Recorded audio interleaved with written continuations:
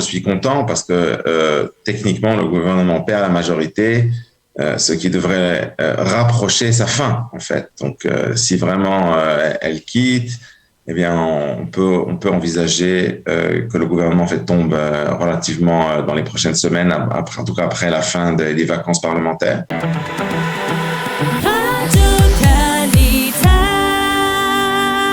Nous avons le plaisir d'être en ligne avec Amir Weitman, pardon, on va y arriver. Amir Weitman, parce que j'étais en train de penser à Amit Segal qui a fait éclater une bombe politique ce matin en révélant donc la démission d'Idit Silman. On avait prévu, Amir, de parler autour de la manifestation qui doit se tenir aujourd'hui, une manifestation de la droite israélienne, mais bien entendu, on est rattrapé par l'actualité. Alors tout de suite, vous qui êtes président des libéraux au sein du Likoud, quelle est votre réaction à cette démission d'Idit Silman ? Bon, alors, c'est une réaction qui est partagée. Alors évidemment, je suis content parce que techniquement, le gouvernement perd la majorité, ce qui devrait rapprocher sa fin, en fait. Donc, si vraiment elle quitte, eh bien, on peut envisager que le gouvernement en fait tombe relativement dans les prochaines semaines, après, en tout cas après la fin des vacances parlementaires. Mais j'aimerais quand même dire un certain nombre de choses. La première chose, c'est que ma confiance en Idit Silman est tout de même extrêmement limitée. On se souvient de cette histoire de son mensonge ridicule où elle a inventé une attaque. Soi-disant, elle s'était fait attaquer dans une station service à Modine. Alors, c'était un mensonge complètement inventé. Tout le monde l'a compris immédiatement. On a tout de même tous l'impression qu'elle n'est pas vraiment de confiance. Donc, si vous voulez, moi, je pense que sa démission risque d'entraîner en fait peut-être des compromis en sa faveur au sein du gouvernement. À savoir que peut-être que dans l'histoire du Hametz, dans les hôpitaux à Pessah, eh bien peut-être que Horowitz sera obligé de faire marche arrière, et peut-être qu'on lui donnera encore une ou deux concessions et qu'elle risque de retourner en fait dans les prochains jours, dans les prochaines semaines. Ça, c'est un scénario. Un deuxième scénario, et c'est un scénario encore pire, c'est que le gouvernement, en fait, en cherchant absolument à survivre, eh bien réussisse à trouver des soutiens au sein de la liste arabe unifiée, y compris parmi les gens les plus radicaux. Et donc que non seulement le gouvernement ne change pas, mais qu'en fait qu'il continue sa fuite en avant vers la gauche et l'antisionisme. Ça, c'est un deuxième scénario. Évidemment, le troisième scénario, qui serait le bon scénario, c'est que soit les gens qui se disent être de droite, qui ne sont pas vraiment de droite, mais disons qui se disent être de droite au sein de ce gouvernement, peut-être comprennent qu'en fait, politiquement, ça n'est pas viable à long terme de continuer à faire un gouvernement avec l'extrême gauche, la gauche et les partis islamistes et islamo-fascistes en tout genre.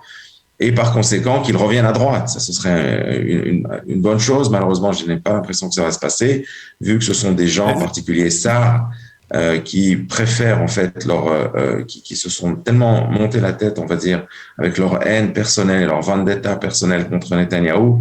En fait, ils préfèrent leur vendetta personnelle à l'intérêt national de l'État d'Israël, ce qui est dramatique en tant que tel. Mais j'ai l'impression que psychologiquement, on va pas réussir à les sortir de ce trou dans lequel ils sont tombés. En reprenant, on risque d'aller en fait, si vraiment rien ne marche, eh ben alors on ira aux élections, mais enfin on n'en y est pas encore. Donc j'aimerais un petit peu calmer tout le monde. La situation ce matin est meilleure que ce qu'elle était hier soir. Elle n'est toujours pas bonne. Alors, est-ce que parmi les scénarios que vous avez avancés, vous envisagez peut-être même une forme de manœuvre de la part conjointe de Silman et de Bennett qui pourrait, dirons-nous, Silman pourrait jouer ce jeu-là, de quitter la coalition pour contraindre Bennett d'une certaine manière à prendre des mesures plus fermes et à exiger de la gauche qu'elle se calme dans ses revendications par rapport à Hametz, par exemple? Tout est possible. Écoutez, d'après ce que je comprends, ce que j'ai lu dans la dernière demi-heure, disons un petit peu de la presse, je comprends que ça n'est pas le cas et qu'apparemment Bennett a été très surpris de cette décision de Silman mais je n'en sais rien. Là, ce sont complètement des spéculations. Tout est possible. Ce que je dis simplement, c'est que mon niveau de confiance, à la fois envers Bennett, envers Stillman et envers tous les membres de ce gouvernement étant absolument en dessous de zéro, difficile de dire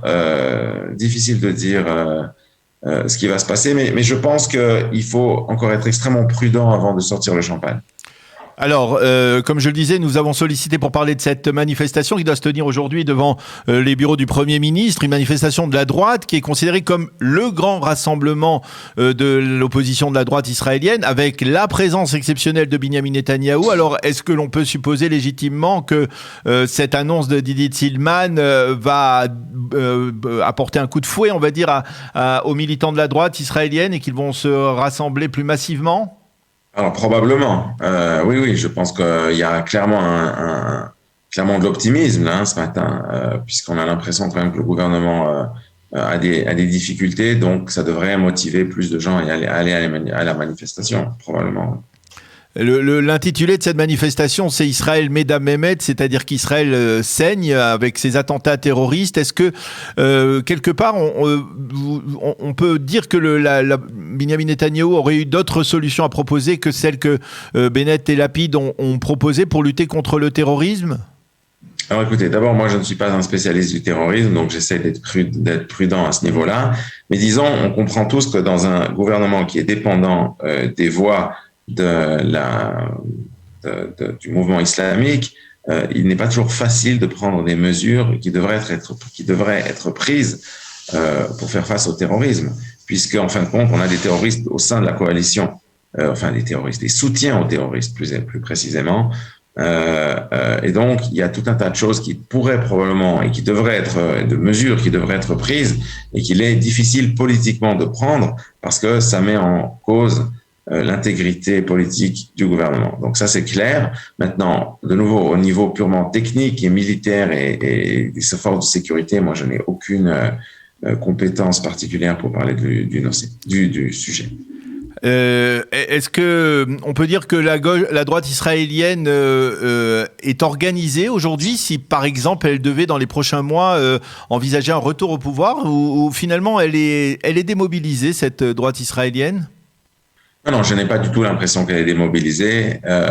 Au contraire. Alors là, pour le coup, je pense que tout le monde est extrêmement en colère par rapport au sein de la droite ou par rapport à ce qui s'est passé depuis un an. Et donc, je n'ai pas du tout le sentiment qu'il existe une démobilisation. Au contraire. En revanche, et là, c'est ça qui est inquiétant, c'est que si on retourne dans un scénario d'élection, et comment est-ce qu'on va gagner les élections ? Parce que tous les sondages indiquent que ce qu'on appelle le bloc Netanyahou n'a pas de majorité. Donc, il faudra peut-être quand même trouver un compromis. Alors, il faudra voir ce qui se passera. Je pense que en cas d'élection, Amichai Shikli, donc qui était sur la liste de Bennett et qui n'a pas accepté la trahison de Bennett, se présentera sur une liste indépendante. Il faudra voir quel sera son score. C'est-à-dire, est-ce que nous aurons de nouveau la possibilité politique de créer un gouvernement ? Ça, c'est à voir. On peut pas savoir aujourd'hui, mais ça n'est pas du tout joué parce que on a quand même l'impression que pour l'instant, nous n'avons pas de majorité claire dans le public, ou alors on a une majorité seulement en y rajoutant peut-être Bennett. Est-ce que Bennett faudra revenir au sein de la droite ? Difficile de savoir. Qu'est-ce qu'il faudra lui donner pour le corrompre, en fait, pour le ramener à droite ? C'est aussi difficile, pour autant qu'il passe le seuil d'éligibilité, ce qui n'est pas clair non plus.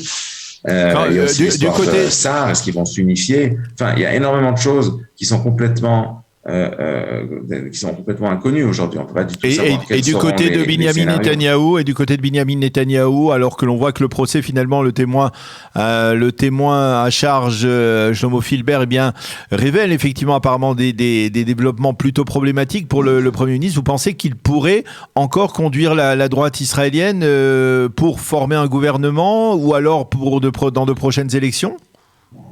Écoutez, ça c'est une bonne question. Légalement, oui. Ça, il n'y a pas de doute, parce que, évidemment, du point de vue purement légal, il peut le faire tant qu'il n'a pas été condamné en dernière instance. Et là, pour le coup, il y a énormément de temps qui va passer. Maintenant, du point de vue public, quel va être son standing devant le public israélien, ça c'est une autre question. Et je crois, vous savez, que la droite est complètement blasée aujourd'hui, n'a plus, en fait, le procès n'a que très peu d'influence à ce stade sur le standing public de Benjamin Netanyahu. Donc, je ne pense pas que ce sera un problème au sein du Likoud.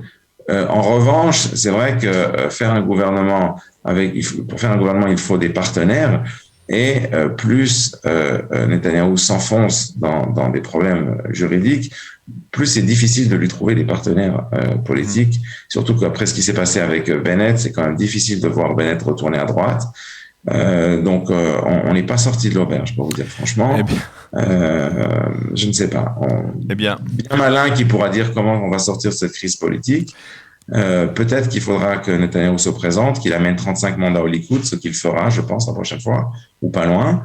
Et puis ensuite, après les élections, s'il n'a pas de majorité, peut-être qu'il devra faire ce qu'il n'a pas fait il y a un an, c'est-à-dire se retirer voilà, d'une manière ou d'une autre. Eh bien, Amir Weitman, merci beaucoup d'avoir accepté de commenter, on va dire, à chaud, donc, cette décision politique extrêmement importante d'Idit Silman, la présidente de la coalition qui quitte la coalition. Donc, c'est tout à fait important pour l'échiquier politique, dans l'échiquier politique israélien. Merci d'avoir été avec nous ce matin. Bonne journée, à bientôt. Bonne journée, à bientôt.